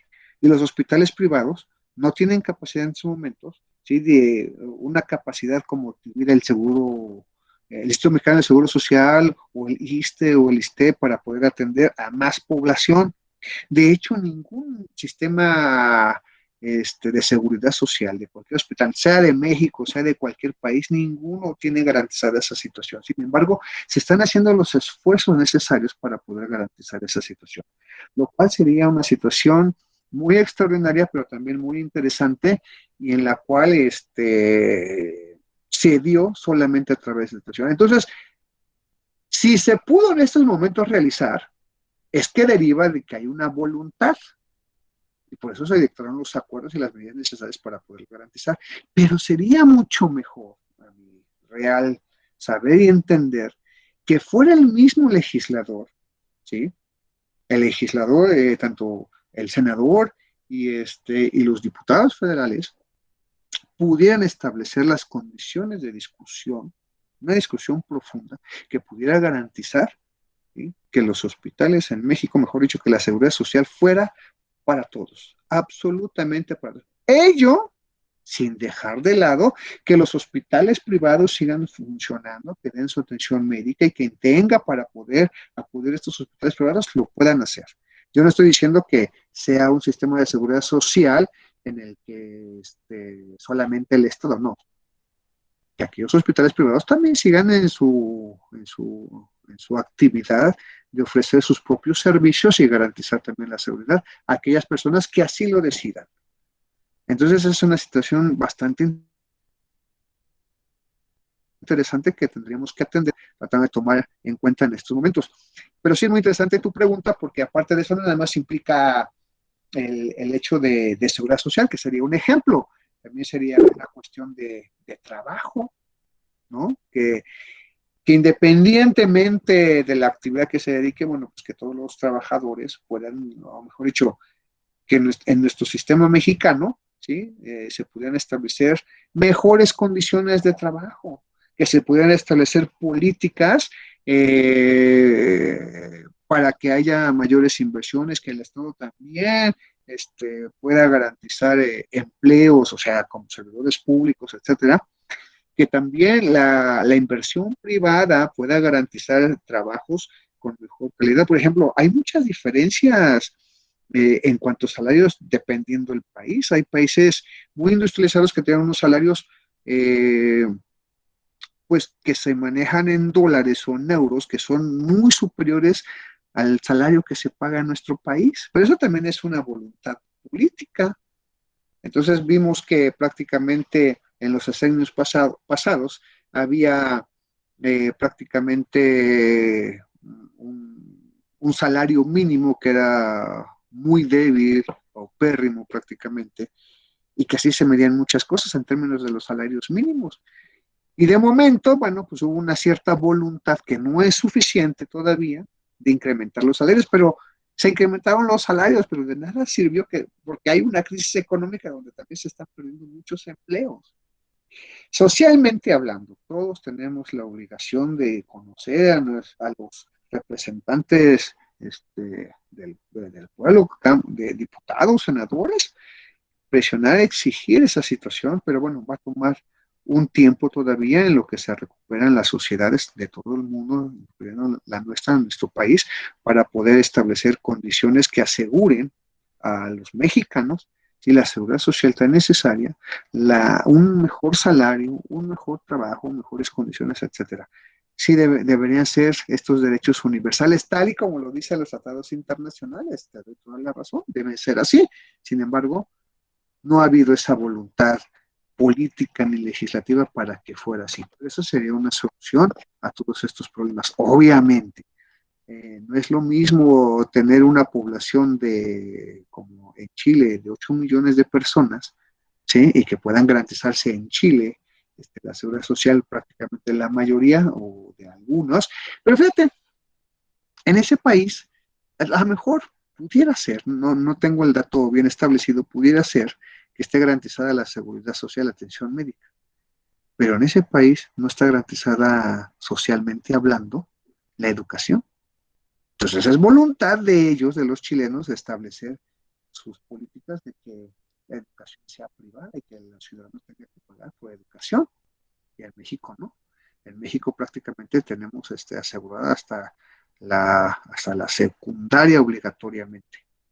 Ya medio superior, bueno, son otras condiciones, pero es la voluntad de nuestro país de establecerlo así, que siempre ha sido, y la voluntad de los chilenos que se haya privatizado, pero eso son cuestiones de mercado y otras cuestiones que muchos se hablan de condiciones liberales y neoliberales, las que determinan tal o cual cosa, ¿no?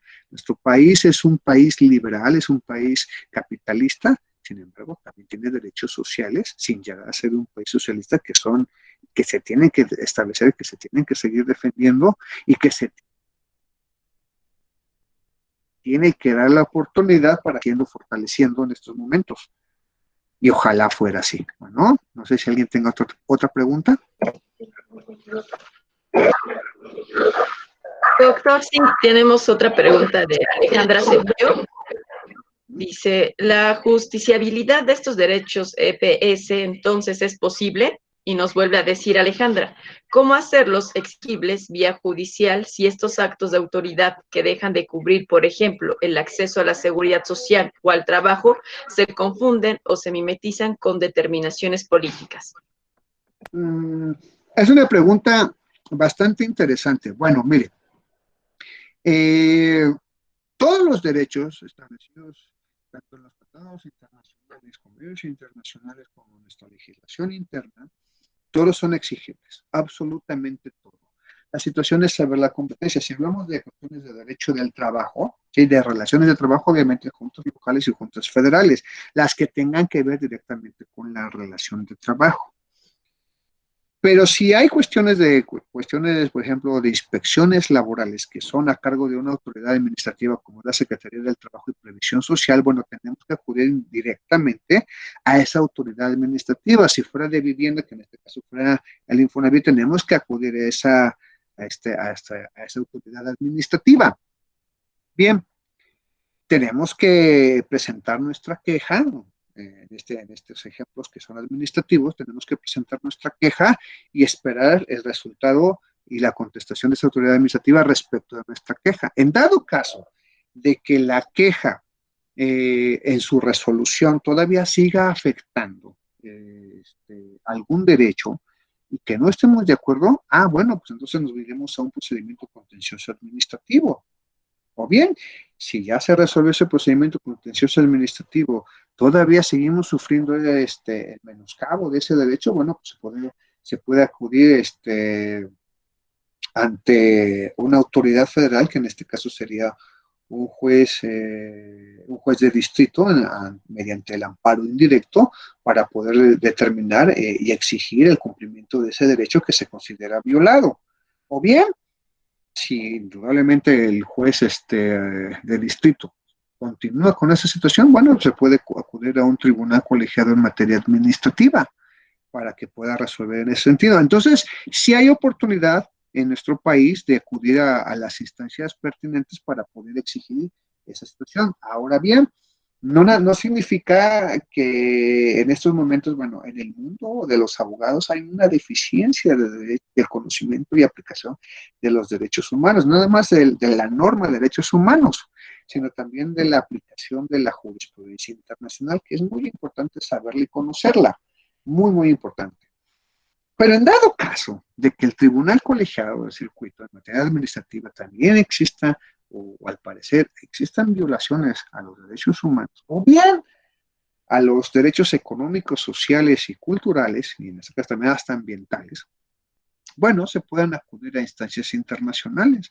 En este caso se puede acudir en el pacto, pues obviamente al Consejo de Derechos Económicos, Sociales y Culturales y a las comisiones respectivas surgidas de la ONU para que se puedan atender esa relación de derechos, pero ya no de la norma mexicana, en este caso de la norma violentada establecida en la convención celebrada, que obviamente, como dije, si se celebró, el Estado mexicano celebró y ratificó el convenio internacional, es porque estaba homologado, o mejor dicho, ya se tenía prácticamente ese derecho y fue reconocido y por eso se celebró ese convenio. Entonces se tendría que reclamar la violación de la norma contenida en el convenio o tratado internacional.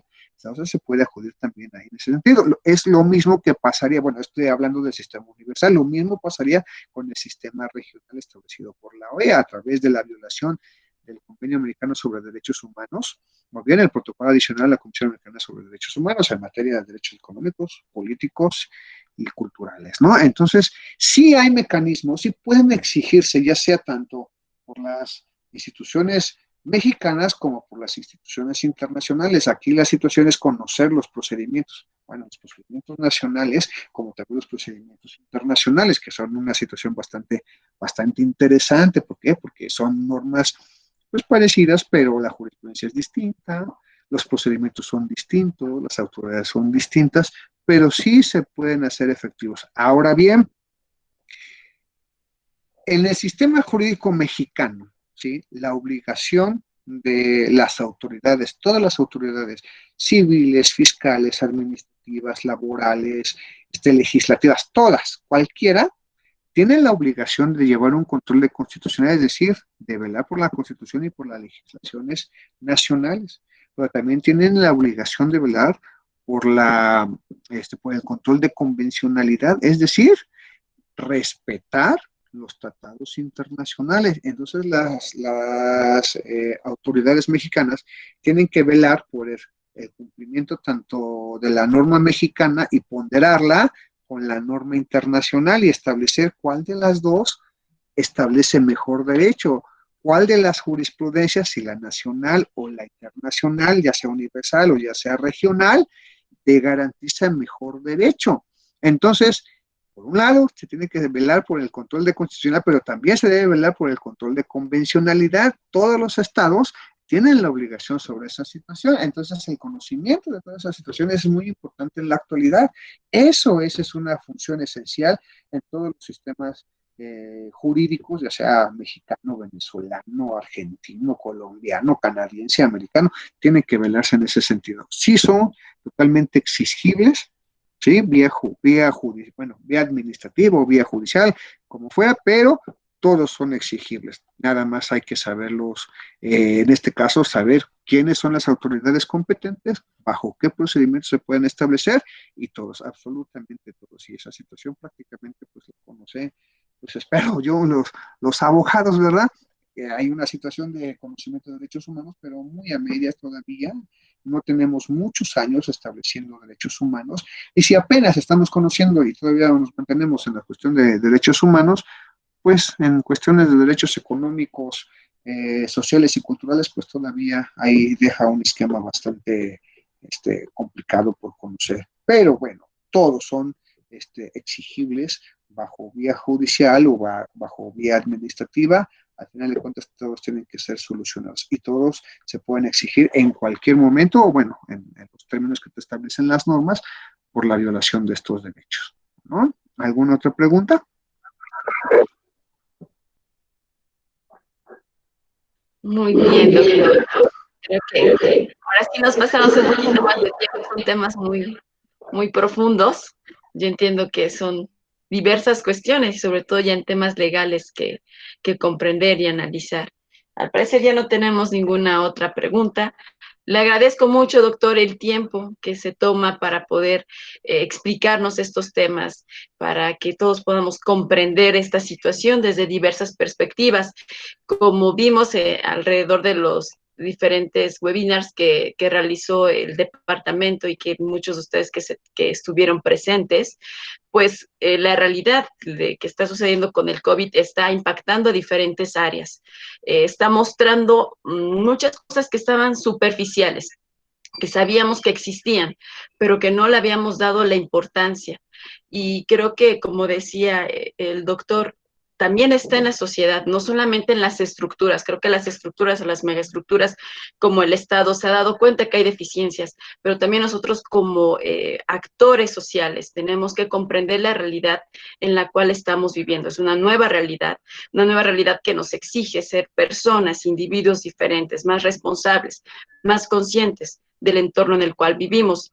Y bueno, yo les dejo para concluir ya con esta serie de webinars que tuvimos, en donde estuvimos analizando desde temas legales, laborales, psicológicos, económicos, una frase del filósofo Ortega y Gasset que la verdad me agrada mucho, y dice: yo soy yo y mi circunstancia, y si no la salvo a ella, no me salvo yo. Entonces, con esta frase los dejo para analizar un poco en dónde estamos parados y qué podemos hacer. Muchas gracias a todos. En brevedad, mientras tenga yo el video editado, les voy a mandar la ponencia del doctor para poder revisarla por cualquier situación. Muchas gracias, doctor. Le agradezco mucho. Gracias que tenga a excelente. ustedes por su atención. Buenas noches, que estén muy bien todos. Un abrazo. Gracias, doctora. Hasta luego.